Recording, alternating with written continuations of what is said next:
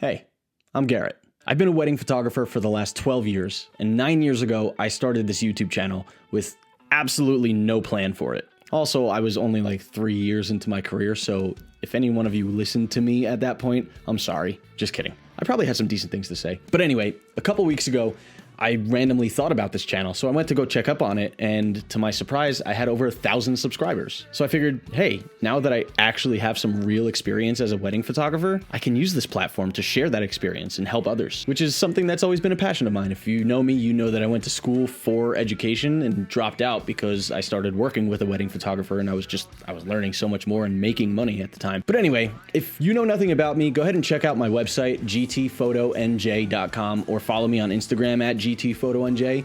If you do follow me on Instagram, you'll probably see the photo that I'm about to show you how to make. So without further ado, let's just jump right into how to make it. So this is a composited image. It was made from two different images. A composite can be any more than one image put together. This one in particular was 2 images, and I'm gonna walk you through every single step from setting up the shot, shooting, editing the raw files, compositing the two, and editing the final product. So I'm gonna show you first how I just kind of explain everything so that everyone involved knows what's going on. In this instance, I was in a really tight, cramped room with the bride, the groom, and a lot of their family members, as you'll see. You guys should cover anything you need tonight, you let us know. All right. Don't tell him that. You're gonna say By the way, this happened right after the bride finished putting the boutonniere on her dad. So there were a lot of people around, and it was easy to grab everyone's attention. If possible, when you have a large group, interject yourself into it so that the attention just naturally goes to you. Then it's a lot easier to say what you need to say. So you'll see after everyone stops laughing, I find my opportunity to make my announcement. I'm ready for it. All right, good man. Thank you. All good. All right. So, ladies and gentlemen, I'm gonna do some photos of just the bride and groom real quick. You don't need to leave the room, but this general area I do need clear. So you could pick a side, this side or that side to hang out on. Okay, so I cleared the floor space. Next is to clear any distractions from the wall. In this case, there were 2 small picture frames in the way, and you'll hear me asking the coordinator if it's okay that I move these off the wall. The reason I'm asking is a lot of venues don't want you moving anything, so if I were to just move it without asking, that would look bad on my part. I'll still do it if I need to, but I want to be on the good side of the venue as much as I can. I also know the staff at this venue fairly well. I work here a lot, and I always want to be respectful of the venue, of the space, of everything that they have intentionally put where they have it. So if you run into a situation like this, just ask if you can take them down. Most of the time the coordinators have no problem with it, especially if it's just a small photo frame on the wall. But yeah, it doesn't hurt to ask. Is it okay if I take those images off the wall and put them back up when I'm done? Yeah, okay. I think they... It's also good to explicitly say that you are going to put them back up. That always helps your case. Is it okay if I take those images off the wall and put them back up when I'm done? Yeah, okay. I think they come off. Oh, we're about to find out. Yep. Okay, the room's clear, the wall is clear. Next thing I'm concerned about is lighting. For this shot, I wanted it to be darker and moody. So here, you'll kind of just hear me explain to everybody in the room that it's about to get dark. Next thing is I need to figure out how to turn off these lights. It's gonna get a little dark in here, all right? If you don't explain everything, people ask questions and it just slows you down. So over-explain everything that you're doing if you can. 1, like I said, it helps everybody be on the same page and it keeps the questions at bay. And 2, people just like to know what's going on. And when you explain what's going on, people see you as a professional, as an expert, as an authority figure in your field, which means they're more likely to listen to you for the rest of the day. Okay, room's ready, lights are off. Now is when we actually start shooting. My main goal for this shot was to have the mirror and the top of the fireplace, the mantle. While I'm shooting this, I'm taking note of the height and the angle at which I have my camera. This is important because you want the reflection to look like an actual reflection. You don't want it to look like it's coming from a different angle. So I'm editing right now and I realized that I forgot to finish my explanation about this part. So what I meant to add was, in post, if the light looks like it's coming from one side, hi Victor, if the light looks like it's coming from one side on the mantle, you want that light to look like it's coming from the same side on the subject. So you have the ability to flip that layer that the subject is on. Okay, I think that covers it. I don't know. I'm so scatterbrained right now. So in order to do that, all I really did was stand up straight, hold the camera up right to my eye, and take the photo as level as I could. So real quick, I just want you to notice how the light is a little bit stronger on this side than it is on this side. That's important because when you go to edit, you want to make sure that it looks like the lighting is as natural as possible. Meaning you don't want the light coming from this way and the shadows to be cast from this way. Okay, so now I have the frame that I want of the mirror and the mantle. Next is to get the frame of the couple. So again, I've kept in mind where I was standing and I've placed them right in that same spot. I want the proportions of this reflection to be as accurate as possible. Once I've placed them, you'll see I grab my camera, I get set up in the same exact way that I shot the last photo of the mirror and the mantle. I have a video light on the couple so I can see what the lighting looks like at all times. And I just give them instructions as if I was taking a regular photo. Ooh, that's nice. And then just look toward him. Both of you looking at each other. That is stunning. Dina, turn even more toward him. Yeah. That way your eyes can be like directly at him. You're not turning. Yeah, that's gorgeous.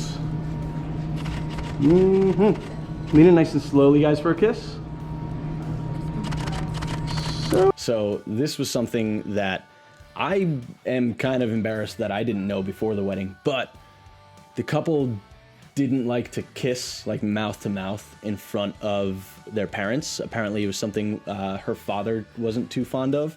I do my best to ask questions about the dynamic of their relationship before the wedding. This one was not something that I had on my radar, unfortunately. I did kind of realize halfway through the shoot that that was a thing, and I then was able to maneuver around that, but I felt pretty bad telling them to kiss at this point while everyone was watching. Luckily, they knew what to do, and he kissed her on the forehead, and everything was good. But hey, I learned something new 12 years into it. Now I gotta ask people if they're okay kissing in front of others. So good. Oh, that's incredible, guys. And right back at each other.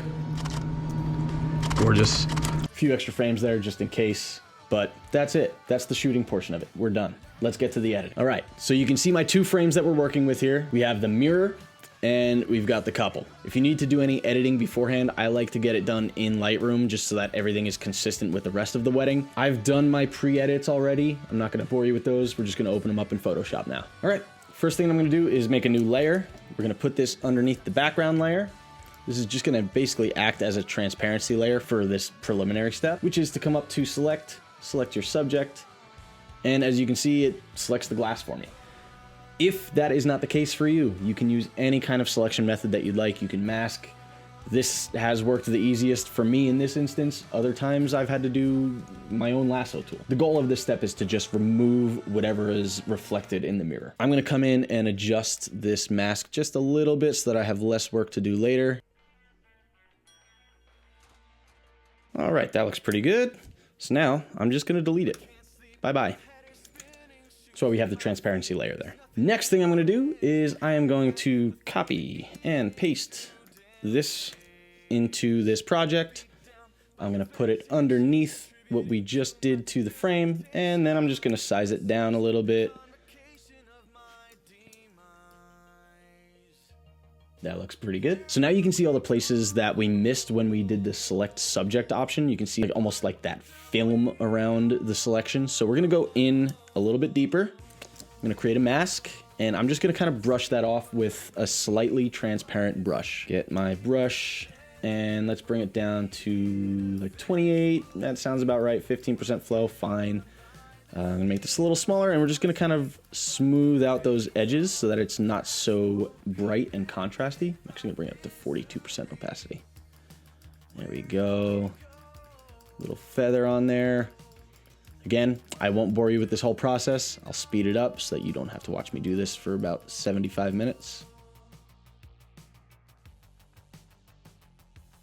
That looks better. Next, because this is a three-dimensional object, this mirror, it's gonna cast a shadow. So what I'm gonna do is take a little bit of this darkness from the corner over here, and we're gonna make a new layer.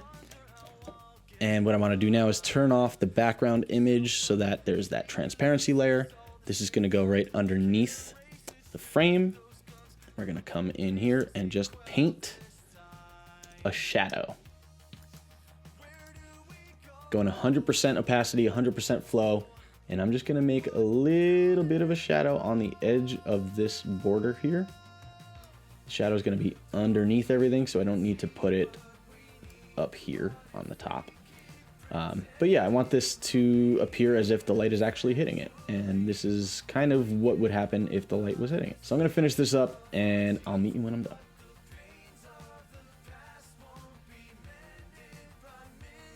Okay, now we have that shadow there, but it's a little harsh. So I'm going to bring the opacity on it down. This is looking good around 60-ish. The next thing I notice right away is that the contrast in these two images is a little bit off. It looks like the frame, the mirror itself, is a little less contrasty than my photo was for the subjects.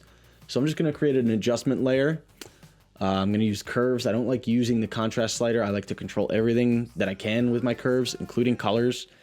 And I'm going to assign this just to this layer. If you don't know how to do that, you hold Alt, I believe. Yeah, Alt on Windows. It's Option on Mac, what I'm using. And make sure it's right above that layer. And then just kind of click right in the center here, that line.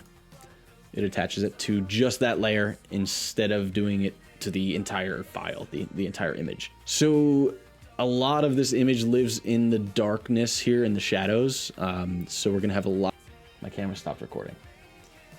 As I was saying, yeah, it's gonna be a lot more sensitive when we adjust a point in here. So I wanna use really fine adjustments. I mean, honestly, right there is kind of looking pretty good.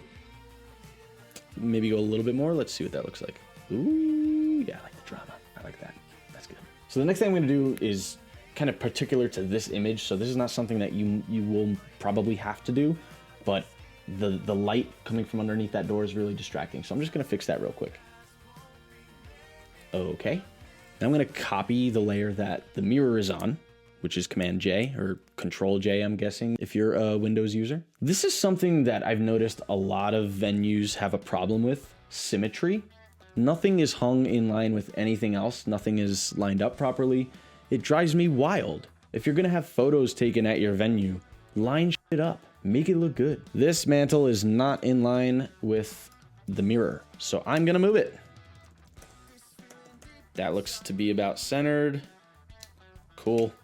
Keep it there. Oh no, now I gotta move the shadow at the bottom of the mirror. All this stuff that goes into making a simple image. All right, the last thing I'm gonna do before I get back into Lightroom is just blur that background a little bit more. So now I'm selecting just the layer that has the couple on it. I'm gonna select the subject of this layer. I'm gonna help it out a little bit here. Looks like it forgot the veil. No problemo. I'm going to invert my selection. You can do this with masks too. I'm choosing not to do it with a mask because I've already actually done this photo and I did it a little bit better than I'm doing now. So for the purpose of this video, I'm just going to do it on a selection.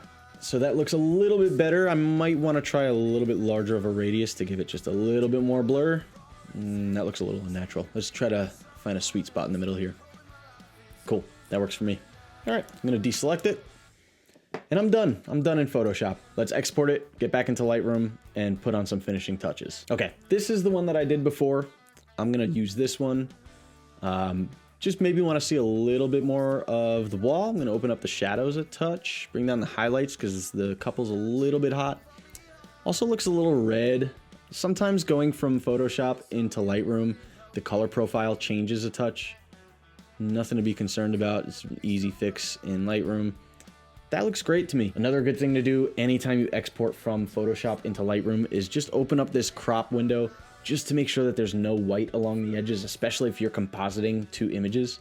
That happens to me more often than I'd like to admit, where I forget to crop one of those. I'll usually find it by the time I start designing the album, and I'll have to go back and edit all those images again that I Photoshopped. So here's your reminder to check all of your Photoshop exports for cropping issues. That's about as much as I want to do to it. You're free to put as much work into this as you want. Me, the quicker the better.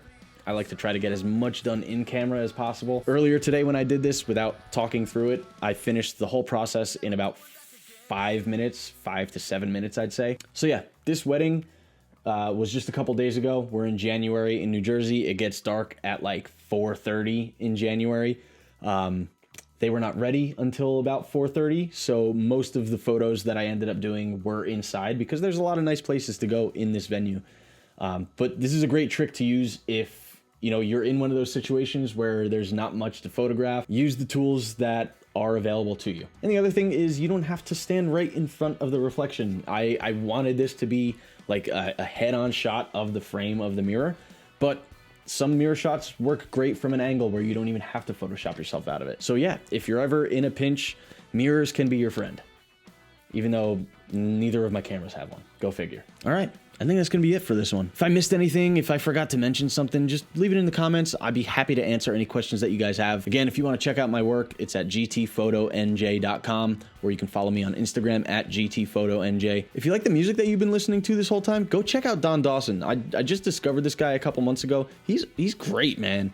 Solo artist, he does all the instruments. He plays guitar, he sings, drums, bass. He produces, it's all him. So if you're into that kind of thing, any kind of rock music, definitely check out Don Dawson. Good dude, really good guy. Okay, that's gonna be it for me. Again, I'm Garrett, always have been, always will be. Thank you so much for watching. I am gonna try to upload a little bit more regularly on this channel going forward. So if you like what you saw and you wanna see more, you know what to do. If you don't know, I mean, hit the subscribe button. Thanks so much for watching. I'll see you next time. Peace out. Going back again.